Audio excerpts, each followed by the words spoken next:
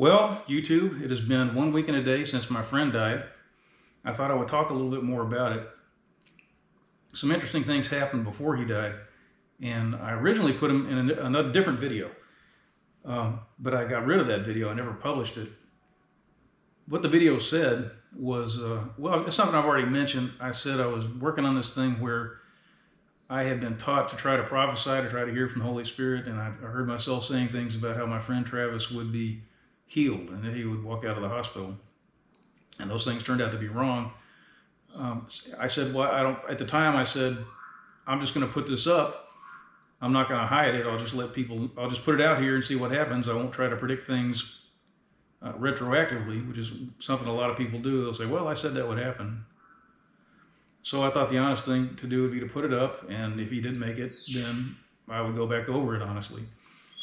But because he didn't make it, I saw no point in wasting people's time with a very long video, and I've already admitted what happened. So there were some other things in that video that I thought were interesting. While Travis was in the hospital in the process of dying from complications from a gunshot wound, which was supposedly not life-threatening, I had a problem. I saw spirits. And I'm not the kind of person who wanders around seeing spirits all the time. There's some Christians who claim they see every spirit that's around them. They claim wherever they go, they see angels and demons. And you'll see them on TV sometimes, and often they're trying to sell books. You'll see them on Sid Roth's TV show. I don't know if you've ever heard of Sid Roth, but he's a Messianic Jew. And he's very interested in the supernatural side of Christianity, which is really 95% of it. And he has a lot of guests, and some of his guests are very good, and some of them are just salesmen. You know, sometimes they'll say things that are completely insane, just trying to get money out of people for DVDs and books. So you can't take everything you see on that show at face value. Anyway, I'm not pretending that I'm the kind of person who, I can't look out the window now and see angels playing in my yard, but I have seen some angels, some spirits. And the first time I saw one, it was in, I think, 1987. It was broad daylight. It was, I guess, around noon, 1 o'clock, something like that. And I was sitting on the couch, and I looked up, and I saw a little thing like a beetle at the top of the wall in the corner. And it was just a clear thing, like a piece of crystal. I could see its outline, but there was no color in it, and I could see through it. I could tell that it was three-dimensional, but all I could see was the border around it. And it had a line, I believe it had a line across it, and it had a line down its back as though two wings were divided by this line. And when it appeared to notice that I saw it, I was freaked out. I looked up and I saw this thing and wondered what it was. And it appeared to notice that I saw it. And it came off the wall and sort of rotated like this, very gradually, like a machine, very smoothly, until its head was facing up, what appeared to be its head. It was just like a little hemisphere, you know, divided off by a line across it, but it appeared to be its head. So its wings opened up and they started going around its body like a propeller, which is something no natural creature can do. And it went out through the room, through the ceiling. Now, I didn't know what to make of that. It was amazing. I wasn't on drugs. I wasn't stressed out. I wasn't sleep deprived. It wasn't in the middle of the night, right after I woke up. I mean, it was clearly real. And I had another experience. I started thinking I wanted to go join a church, and this was in late 1987. And I got this flu-like disease that would not go away, and it was with me for weeks and weeks and weeks. Could not get rid of it. And one day I walked into the kitchen and I opened the refrigerator. I was looking in the freezer to see what there was, and I saw this dark shape in the air go out of me and into the freezer, and it made a U-turn and went out through the back door, which was next to the freezer. And it didn't open the door. I mean, it just went out through the wood. And I was instantly healed. So that was interesting. And it wasn't, when I say it was a shape in the air, I don't mean that it had an outline or anything. It was just like a shadow, and it wasn't like a shadow that maintained one shape. It moved around the way you would expect something like a silk scarf to do in a wind. You know, it was as though it was being lifted on the wind or on a current or something. So anyway, that was weird. And I, of course, like many people, I've seen things as I was waking up or as I was falling asleep. And I've had other supernatural experiences where I didn't see anything, but very clearly something was going on. So that's about how it works with me. I'm not sitting here claiming that I can see spirits, and I don't want you to come to my house and offer me $50 to tell you whether I can see a spirit sitting on your shoulder that's giving you, psoriasis. I can't do that. Well, four spirits visited me while Travis was in the hospital. And I was leading this group of people that was praying for Travis, and I was cursing the spirits that were against him and, speaking health to his body and so forth, and pleading the blood of Jesus over him. So I was one of the people who was leading the battle, trying to help Travis. Well, one night I woke up, and in the few seconds after I woke up, I saw this thing that was like a fat man standing beside my bed. And before Travis died, I really wouldn't want to put it this way, but now that he's gone, it doesn't matter. It was shaped like Travis, I'll be honest. Travis was like 5'11 and 275, 280. He needed to lose some weight. So this thing was basically shaped like Travis, except that it had two little projections going out from its head, sort of like the brim of a bowler hat. And it was clear, just like the thing that I saw in the 80s. It was just, it was like, I always tell people, it was like the Predator. In the Predator movies, you can see him, but he's clear. So it was similar to that. And it was leaning over the bed as though looking at me. And of course, I'm not afraid of demons. I cursed this thing and told it to leave. I hate them, and I get very angry at them. So that's what I did. And it was gone. And then on another night, I woke up and looked in the corner of the room, and I saw a dark place in the upper corner of the room, down at the foot of my bed, the wall on that side, up in the corner, on my right side. There was just darkness in the corner of the room, stuck in there, as if someone, if you went to the corner of a room and you jammed spackle in there, like, 20 gallons of spackle, and you just got it to smush in there, it was sort of like that, except you could see through it. It was just a dark place. And of course, I cursed that and told it to leave. On another occasion, I saw the strangest thing. I looked up at the side of the bed, and of course I was waking up, and it was in a few seconds after I awoke. It seems like I don't know what it is about spirits. Either there's something different about your consciousness right after you wake up, or spirits don't bother to hide when you're asleep, and sometimes you wake up and surprise them. I'm not sure what the story is with that, but many people wake up and see spirits. So it's not an unusual thing. And I should add, they're not necessarily connected to you. It's not like you're dreaming about a spirit and then you wake up and see it beside your bed. You can be dreaming about something else, or you may not be dreaming at all and you see this thing. So don't write it off to dreams. So I looked up and I saw something that looked like a 2x6, and it was about 4 feet high, and it was kind of a charcoal gray, almost black, and it was just standing beside the bed, as though it were watching over me. And that was weird. So same thing, I ran that off, and it vanished. And the final thing that happened was shortly before he died. While Travis was in the process of going through this illness, we couldn't get any kind of help from anyone in communicating with him or taking care of his affairs, getting his belongings straightened up, moved out of his apartment. I mean, there was just zero cooperation. Really, you wouldn't believe the lack of cooperation and communication. And then suddenly, a day or two before he died, his brother put a post on Facebook or Instagram or something and said his brother was in the hospital on life support. And suddenly all the people who knew Travis started commenting, and there was a GoFundMe page, and suddenly it had $6,000 in it. And most people in Travis's life did absolutely nothing for him. The people that you would expect to help him, they didn't give him money, they didn't give him help. When he needed to move, they were not around. Ask me how I know. Sometimes they would say they were going to be around, and then they weren't. So Travis, by and large, was treated extremely poorly by people who should have been close to him, which is why I was in his life. Old white man who lived a long way off with no kids, somehow or another, I ended up being involved. And if the people around him had been looking after him, that would never have happened. So suddenly these people were, and I don't mean the people who didn't treat him well, I mean many people that Travis knew were donating money. And if you look at the GoFundMe page, you'll see most of the donations are very small. And it's probably kids he knew, kids that he helped for the most part, because he was really concerned about the problems black children had. He wanted them to be educated. He wanted them to know about music. He didn't want them to live in a humiliating circumstance all their life. So he touched all sorts of kids with his teaching.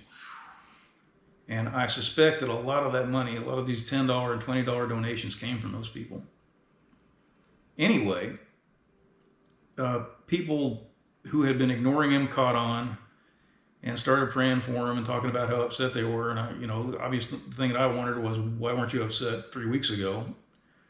But anyway, that happened.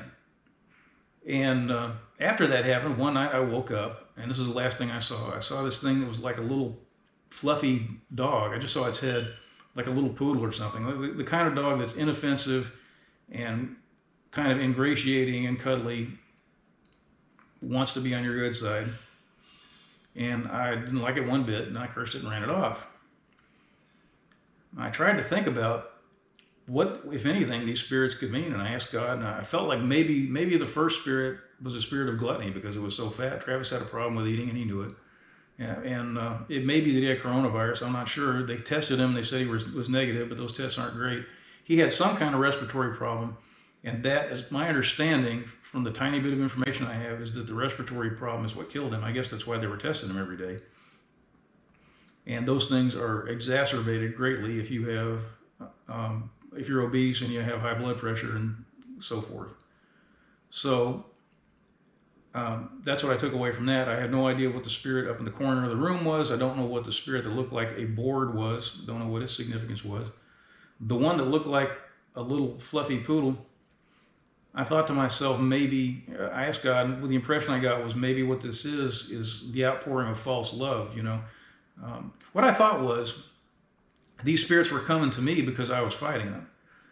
I thought I was interfering with their efforts, and so they were showing up and trying to hurt me. Now, I don't know if that's what was happening or not, but it seemed that way. I thought these were the spirits that were after Travis. And so I thought maybe I was doing harm to the efforts of the first three spirits that were obviously evil, creepy to be around.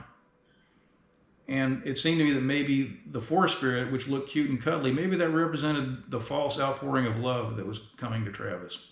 Because one of his big problems was that people always said, "Oh, bro, I love you. You're my brother, brothers forever." And then they used him and led him into bad behavior, and they were complete fakes. I mean, the vast majority of people he knew were utter, total fakes, and they were toxic. But they loved to talk about how much they loved him, and unity and all that stuff. So I thought, maybe this spirit is a spirit of false love, because it's warm and cuddly and non-threatening. Satan doesn't always do his best work when he shows up with the pointed horns and the pitchfork, and the flames scaring you to death. Sometimes he's much more effective when he shows up as somebody warm and cuddly. A Mormon who wants to share Jesus with you. Somebody who loves you and cares about you and wants to read your tarot card. A woman who wants to comfort you in bed. I mean, you can imagine there's plenty of ways to get at people and destroy them by pretending to do them a favor. So I just wanted to mention this because I sort of referred to it in a little snippet of the last video I put up toward the end. That little snippet came from the video that I ended up not posting. Spirits are real. They're after you now. If you don't know the Holy Spirit, then your life is largely run by spirits that are against you. And sometimes they're going to do you in by making things go the way you want. And you need to know that. Things have been rough this last week. Have been very tough. I lost my prayer partner. I lost somebody that I felt was like a son. And how do you replace somebody like that? You can't just reach out and pick another prayer partner off a tree. You can't pull somebody off. You can't reach out and pull down someone that you've known for 13 years and with whom you've been through many, many struggles, so many common experiences, so many times when we were both victimized by the same people. There's so many things he understood about God that the people I know just don't get. So I don't know what's going to happen. I've been asking God to bring me someone else, and we'll see how that goes. I don't think my life is over because one person is gone. I really feel that I understand how people feel when they lose a son. I think I get it now, because it's like a part of you that you expected to go on, and you invested so much in, and now it's over. But I'm not gonna. I never let myself feel sorry for him. I felt sorry for him while he was alive, and he was lying in a bed with tubes in him. But that's all over with. He's, as I said before, he's like a god now. He's invulnerable. He has the mind of God. He has total peace. He lives in a place where he swims in love all day, and he will never have another problem. And all the things that were after him, they're all going to burn in hell. They have no chance. They'll never see God again. And I won't see them, you know. I mean, okay, I guess they did something that caused me a lot of pain, and they gave me a setback. But once I'm gone, and they'll be roasting, and you know, in all their pride, and they'll have to know that the creatures that they tried to humiliate know where they are, and that those creatures are in the presence of God, and they never will be again. You have to take the good with the bad.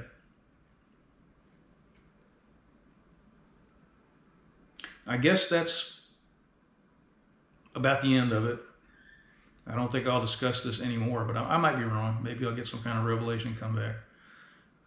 I guess I'll go on using tools and fooling with firearms and, you know, whatever else I do, cooking, electronics, and keep trying to determine what God's purpose for my life is.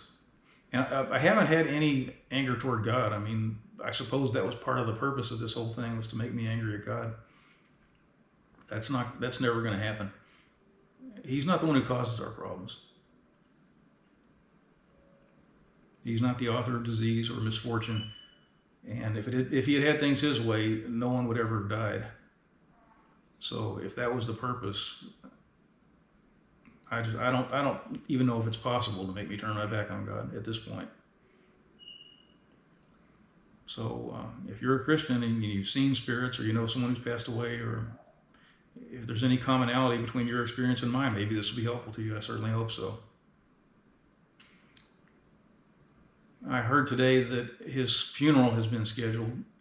I don't know where it's going to be. It was on Facebook, and I refuse to have anything to do with social media, unless you consider YouTube social media. I'm really hoping it's not going to be at Trinity Church, which is the mega church run by greedy liars, where Travis and I and many other people were abused and lied to, and where we were used as cash cows. I hope it won't happen there. I would hate to see that happen.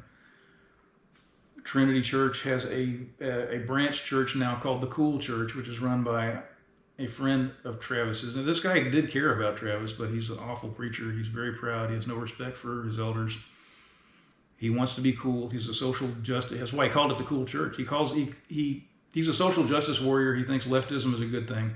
I mean, he sides with people who are for the murder of the unborn, and who are against Israel, and who are for sexual perversion, and who persecute the church. And he thinks Jesus can be cool, which is never going to happen. When Jesus said, if the world hated me, it's going to hate you too. So if the world loves you, you got a problem. So I hope it's not going to happen at that church either, even though that guy did do a lot for Travis and did care about him. Yeah, I consider the whole Trinity mess to be toxic, and I think his church is surely as toxic as the others. I'll just say it, I don't care. These people don't do anything for me, and they're not part of my life. So I don't plan to go. I mean, Jesus said, let the dead bury the dead. Everything that I could do for Travis has been done. There's absolutely nothing left that I can do for him. He has no children to look after. I have no idea where his belongings went. There's a few things that I gave him that I would love to have, wanted them to remember him by. But even if I had that, I would probably end up taking it to Goodwill or something. So it's over. It's over. I didn't have really any connection left to that church or the people. Well, that's it. Take this with you, and I hope it does you some good.